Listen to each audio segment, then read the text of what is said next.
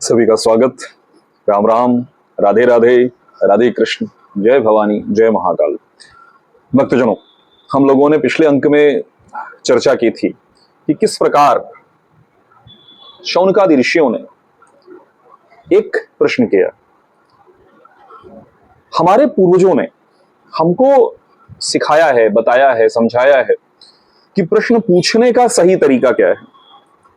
आजकल हम उत्सुक नहीं रह गए हैं, हम ज्ञान नहीं मांगते। हम अगर सवाल भी पूछते हैं तो ज्ञान दिखाने वाला सवाल पूछते हैं। तुमको मालूम है ये ऐसा होता है।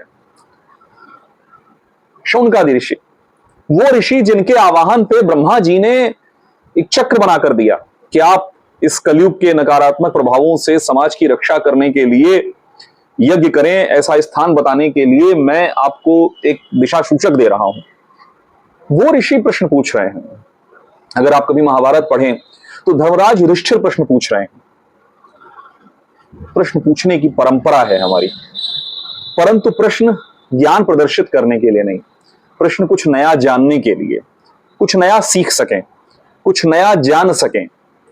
इस परंपरा, इस भगवत चर्चा का नाम भागवत है। हमारे पुराणों में ये उल्लेख कई बार आता है, महाभारत में उल्लेख आता है, रामचरितमानस में उल्लेख आता है कि किस प्रकार ये महापुरुष, पुरुषोत्तम श्री राम, धर्मराज युधिष्ठिर, शौनकादि ऋषि प्रश्न पूछते हैं।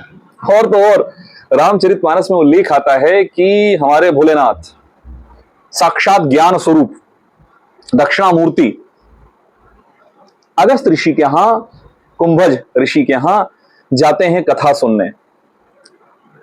हमारे यहां परंपरा है ज्ञान को मांगने की, नया कुछ जानने की। क्यों?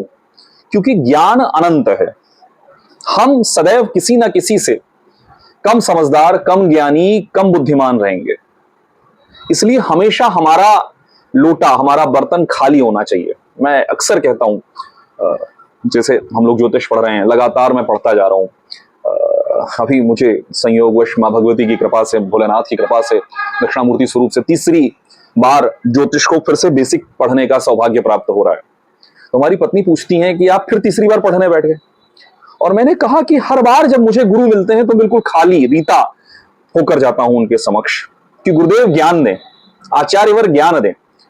क्योंकि प्रत्येक गुरु के पास कुछ ना कुछ नया है, कुछ ना कुछ है ऐसा जो मैं अभी तक पढ़ नहीं पाया हूं, अभी तक सीख नहीं पाया हूं। तो शौनकादि ऋषि एक रीते, एक खाली बर्तन की तरह, पात्र की तरह, पात्र इसीलिए शब्द हमारे यहां उपयोग हुआ। एक मिनट, शोर कम हो जाए। हमारे यहां शब्द उपयोग हुआ पात्र। योग्य, योग्य जो होता है उसे कहते हैं पात्र। ग्रंथों में उल्लेख आया कुपात्र को दान नहीं देना चाहिए। जैसे श्राद्ध कर्म के लिए सिर्फ ब्राह्मण, यज्ञोपवीतधारी ब्राह्मण, उसी को दान देना चाहिए। ग्रहों के दान के लिए अलग अलग के लिए अलग अलग का चुनाव किया गया, पर मुख्य रूप से यज्ञोपवीतधारी, सुकुल में उत्पन्न, उचित कुल में उत्पन्न, स्वयं साधना करने वाले ब्राह्मण को दान देने की बात की गई। पर जो शब्द उपयोगित किया गया वो उपयोगित किया गया पात्र। कैसा पात्र? ज्ञान के लिए उचित पात्र कौन है? जो खाली हो। यानी जब हम कथा को सुने, जब हम किसी योग्य व्यक्ति से प्रश्न पूछें, तो हमें अपने अंदर को खाली करना पड़ेगा। खाली करना पड़ेगा यानी अपने अहं को तिरोहित करना पड़ेगा, छोड़ देना पड़ेगा, डुबो देना होगा। तिरोहित करने का शाब्दिक अर्थ होता है डुबो देना। कोई अहंकार नहीं। आज जब मैं कथा सुन रहा हूं, फिर से वही रिपीट कर देता हूं, मैं भी आप ही के साथ सुन रहा हूं, तो कथा के नए नए आयाम, नए नए डायमेंशंस खुल रहे हैं। Literature, the beauty of literature, it has endless meanings. एक ही वाक्य को अनेक अनेक अनेक अनेक अनेक अर्थों में कहा जा सकता है, और शायद वो सही भी हो।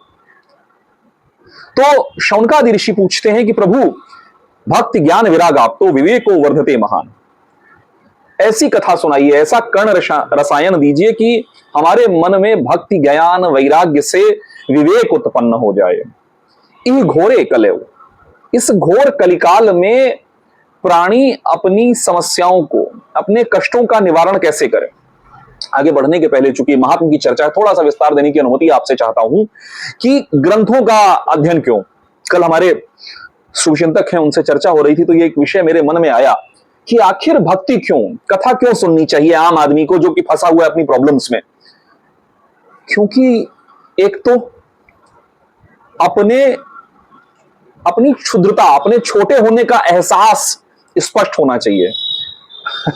जैसे जैसे हम जीवन में बड़े होते जाते हैं ना, तो हमारे मन में एक सूर्य होने की इच्छा जगती है, और इच्छा जगे तो भी ठीक है, पर सूर्य होने का भरम जगता जाता है। सूर्य होने का मतलब the whole universe revolves around me. जो पूरी दुनिया है ना, ये सिर्फ मेरे चारों ओर चक्कर लगाती है। ऐसा भाव बढ़ता जाता है, हर मिनट बढ़ता जाता है, क्योंकि कहीं ना कहीं कोई ना कोई आप पर आश्रित जरूर होता है, चाहे वो धन के लिए, चाहे वो ज्ञान के लिए, चाहे वो मार्गदर्शन के लिए। आप किसी के बॉस हैं तो जिसके आप बॉस हैं उसके लिए। परिवार में क्षमा कीजिए, पत्नी है, बच्चे हैं, वृद्ध हो गए माता पिता हैं, परिवारजन है, छोटे भाई बहन है, तो हमको गलतफहमी होने लगती है कि हम दुनिया का केंद्र हैं और सब कुछ हमारे चारों ओर घूम रहा है। हम सही बताएंगे तो दुनिया को सही पता चलेगा। कथाएं हमको हमारी क्षुद्रता का एहसास कराती हैं। कथाएं हमको एहसास कराती हैं कि आज हम जिस समस्या को सब कुछ मान के बैठे हैं, आज की तारीख में बहुत सारी रिसर्चेस हैं, बहुत सारे एनालिसिस आ रहे हैं कि आप यदि अपनी समस्या को थोड़ी देर के लिए ऑब्जेक्टिवली देख लें, सब्जेक्टिव एंड ऑब्जेक्टिव यानी आप थोड़ा सा बाहर निकल जाएं, यानी आशुतोष शांडिल्य की समस्याओं में एक बार आशुतोष नहीं रह जाए, अपने आप को आशुतोष नहीं मारे, वो दूर से देखे कि यार वाकई में समस्या है क्या।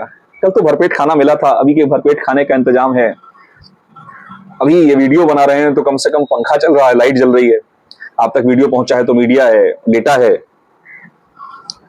तो सारी समस्याओं को यदि एक बार हम ऑब्जेक्टिवली देख लें तो लगता है नहीं, समस्या इतनी बड़ी भी नहीं है। अरे शनि की 7.5 चल रही है, थोड़ा सा पेट दर्द हो गया, थोड़ा सा सर दर्द हो गया, कोई बात नहीं, कट जाएगा, समय है, कट जाएगा। उल्लेख आता है महाभारत में कि युधिष्ठिर जी ने एक बार पूछा, जब जयंत द्रौपदी जी का चीरहरण करने का प्रयास करता है या उनके बलात्कार का, अपहरण का प्रयास करता है, पहले तो अपहरण, बलात्कार तो बहुत बड़ा शब्द हो गया, अपहरण का प्रयास करता है, तो बड़े दुखी हो जाते हैं युधिष्ठिर। तो ऋषियों से चर्चा करते हैं, धर्मराज युधिष्ठिर, तो प्रभु बताइए हम इतनी समस्या में हैं। तो महाभारत में, कम से कम गीता प्रेस की महाभारत में उल्लेख है कि ऋषि कहते हैं कि तुम्हें क्या लगता है ऐसा पहली बार हुआ है? तुमसे पहले एक राजा राम हुए हैं, पुरुषोत्तम, मर्यादा पुरुषोत्तम राजा राम हुए हैं, उनकी पत्नी को राक्षस रावण उठा ले गया। तो हमें एहसास होता है कि नहीं, हम ही एक समस्या में नहीं हैं, हमसे पहले भी कई लोग समस्या में रहे हैं। और जब हम कथा सुनते हैं तो हमें एक विषय है, एक बिंदु है जिसे भक्ति कहते हैं। बहुत सारे लोग भक्ति को एक पैसिव एक्ट समझते हैं। नहीं, भक्ति, devotion is not a passive act, it is a very active work. जब आप समझते हैं, जब आप कहते हैं कि मैंने कर्म कर दिया, कर्मण्येवाधिकारस्ते मा फलेषु कदाचन मा कर्म फले हेतुर्हु ते संगोस्तव कर्मणि, मैंने कर्म कर दिया, मैंने वीडियो बना दिया, जितना मुझे समझ में आया था मैंने कह दिया, बोल दिया, लिख दिया, बता दिया, अब आपके हाथ में है, अब कन्हैया के हाथ में है। क्या होता है इससे सबसे महत्वपूर्ण यह होता है कि हमारी चिंता घट जाती है। तो शौनकादि ऋषि कह रहे हैं कि प्रभु ऐसा विषय बताइए जिससे हम इस कली चक्र से मुक्त हो जाएं। आप कोई ऐसा शाश्वत साधन बताइए, शब्द यहां पर ध्यान दीजिएगा, शाश्वत यानी जो स्थिर रहने वाला हो। ऐसा नहीं कि हमारे टकले पे उगे बालों जैसा आज पहले थे अब नहीं है। शाश्वत, कोई ऐसा शाश्वत साधन बताइए जो पावन हो, जो पवित्र हो और जिससे हमें श्री कृष्ण की प्राप्ति हो जाए। भक्तजनों, इस सच्चर्चा को आगे बढ़ाएंगे। आप सब लोगों से फिर से मेरी प्रार्थना है कि लाइक, शेयर, सब्सक्राइब करें, मुझे अपना आशीर्वाद दें ताकि इस भगवत चर्चा का उत्साह बना रहे। आप सभी को पुनः राधे राधे, राधे कृष्ण, शुभ दिवस। हम लोग पुनः मिलेंगे अगले अंक में। राधे कृष्ण।